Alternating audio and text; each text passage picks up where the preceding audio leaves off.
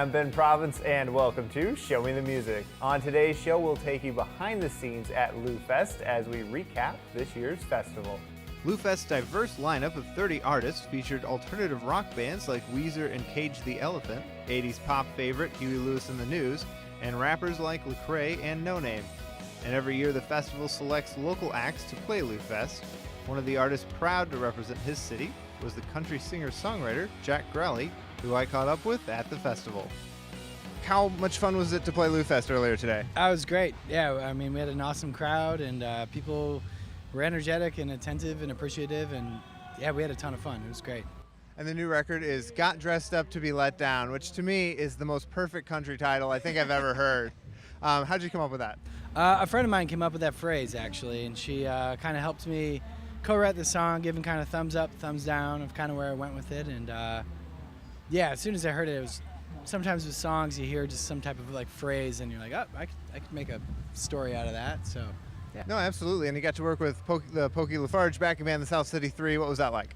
Oh, it was great. They're all really good friends, so it was easy and comfortable. And me and Ryan Koenig play together all the time. I got to play on his latest record. The whole recording experience was neat because I got to bring in so many people from the St. Louis music community, and we just got a lot here to work with. So I was really grateful that everybody was willing to play with me on my music, you know. So yeah, it was great. Yeah, absolutely. And as you kind of alluded to, you are from St. Louis, but you've gotten the attention of Rolling Stone. What does that mean to you? It's super humbling. It's a true honor. You know, it's I think press is part of the game, and I think it's a bit of smoke and mirrors a little bit. But yeah, I'm very humbled and honored to be recognized, you know, by something at that level. For sure. How did that all come about? So yeah, just a press campaign, pretty much, just with the new record, and it's kind of a domino effect. Sometimes you get a couple of write-ups, and they lead to other things, and I think yeah, we just kind of lucked out with that. So yeah. Yeah, and you play a very authentic roots style kind of country. That's not necessarily what's on radio right now. Your style is almost, which is actually country, is almost now called Americana. Right. And is that kind of an interesting branding challenge when releasing music? It is a challenge a little of people. I mean, always ask you first question, what kind of music do you play? And out of my mouth typically comes country folk, honky tonk, and a little rock and roll. And because the country umbrella, or you know, Americana, it's so big, and there's so many different corners and influences and sounds and that you can draw from. And so I tried to really reach out to a bunch of them, and so it is country music, but that means different things to different people. So yeah, absolutely. And you kind of have a Willie Nelson aesthetic, kind of different kind of roots country influences. Can you talk a little bit more about who inspires you? Yeah, I mean, definitely a huge Willie Nelson fan, and pretty much from the Bakersfield, California sound that started in like the early to mid 60s with Buck Owens and Win Stewart and Merle Haggard. And then a lot of the stuff in the 70s, a lot of the Texas songwriters like Townes Van Zandt and Blaze Foley, and then to Doug Somm, and all of that stuff. That was a lot of that pushing the boundary with country music. I mean, Bakersfield sound was the first like barroom real experience of they're blasting through Telecasters and Fender amps to cut over the noise of everybody talking. So it comes from this more rock and roll energy, and a lot of the country music stuff in the 70s was the same type of ethos a little bit. And so I'm influenced by all that, but I also listen to everything. And so I love, you know, there's a lot of great hip hop out right now, and that inspires me, maybe not sound-wise, but maybe like lyrically, and yeah, obviously a lot of rock and roll. I'm a big fan of the band Dead Moon, so like some more DIY punk bands and stuff like that as well, and try to throw it all into one pot, you know, and make some type of stew out of it or whatever. So that sounds great. And the new album, again, Got Dressed Up to Be Let Down, is available now. Where can people go pick that up and follow you online? I'd like to say the nearest record store near you, but definitely at jackgrelle.com. You can order it from me personally. And so, yeah, Big Muddy Records as well. Well, sounds great. Thanks for taking some time. Yeah, thanks for having me. Absolutely. And you're watching Show Me the Music. Other St. Louis acts included 18 and Counting, Matthias and the Pirates, Mastermind, and Starwolf, as well as our next guest, Beth Bombara. Are we living life? It's tugging at my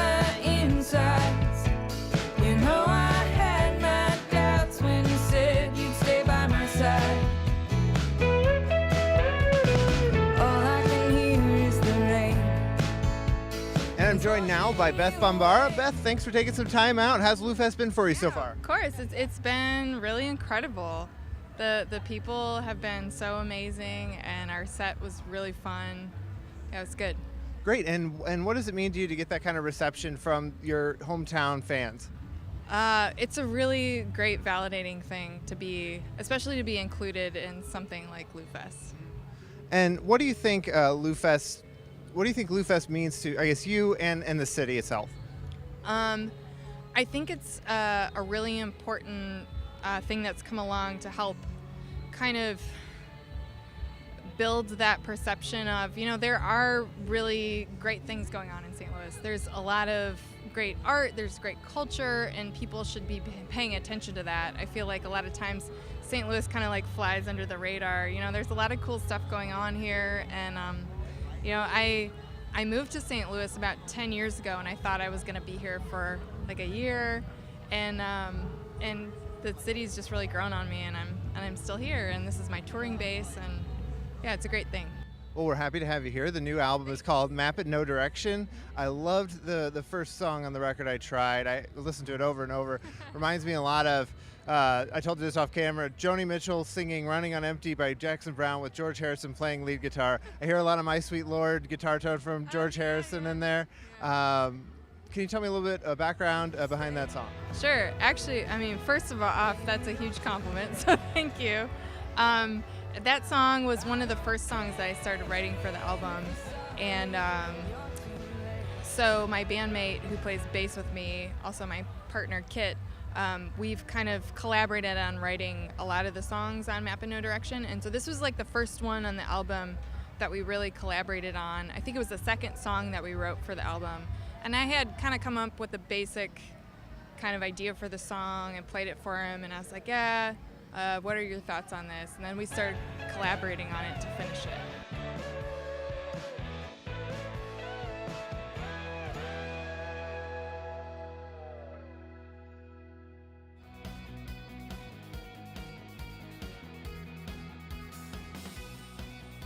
Hey, so now I'm joined by Larry Fallout Morris from the iLLPHONiCS.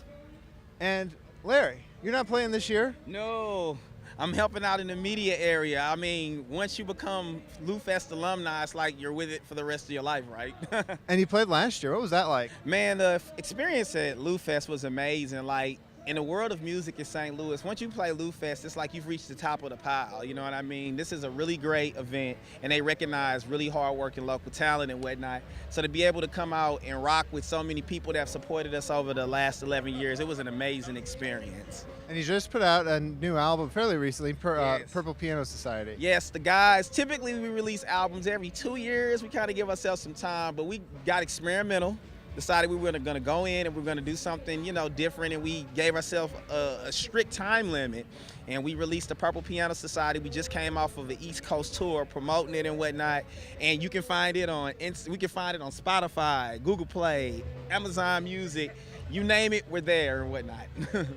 Sounds good. And what does it all mean, the Purple Piano Society? Well, for me, it goes back to, I'm from University City. I'm a U City guy. And so when we were in high school, there was this purple piano that, it was a club, and people could learn how to play the piano. And me being the artist that I am, I was fixated on this piano. I was just like, it would be awesome to write a whole concept album around it. Well, I always had it in the back of my mind. I went to school, so on and so forth, grew older, and one day we were talking about doing a new project, and I said, you know what? That Purple Piano Society idea would really, really be great. I wanted to call it Purple Piano Club, but that didn't work out. We voted on Society. And it's kind of a nod to, a lot of the people that come out of University City and the music roots I come from. It's a lot of us that feel like we're a part of this musical society. And so with this album, we wanted to bring people into the world of iLLPHONiCS and kind of the world of U City music and St. Louis music. Like, it's an elite club, and it's an honor to be a part of it. Yeah, and you got one of your videos featured on BET Jams, right? Yeah, so that's what I was saying. We kind of expedited this album. Last year, we released an album called Gone with the Trends that got us a lot of, C-level national publicity and whatnot. And the song 96 to 99 off that album made it onto BET Jams, which is kind of great because the first line in the song, I'm like, Nas, if I Rule the World came on BET, I knew my career path, I had to be an MC. And then I'm looking at BET and I'm seeing a video that we recorded in downtown St. Louis there. So it was an amazing experience for sure. Well, you're doing a great job representing St. Louis. Thanks for taking some time. Thanks, Ben. It's good to see you. Absolutely. Good to see you too. Beyond the stages, there was plenty to keep festival goers entertained. From great food to child-friendly entertainment, LouFest had it all covered. And new this year was the Music Record Shop pop-up store. We're here this weekend at LouFest. We got asked to do the festival in terms of music.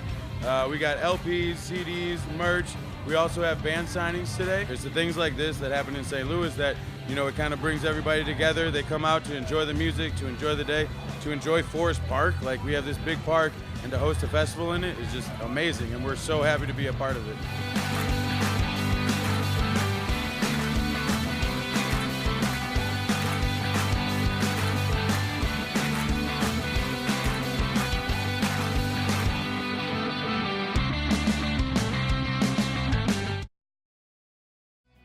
It's not too early to mark your calendar for LouFest 2018. On sale already are early bird tickets for next year's festival, which will be held on September 8th and 9th in Forest Park.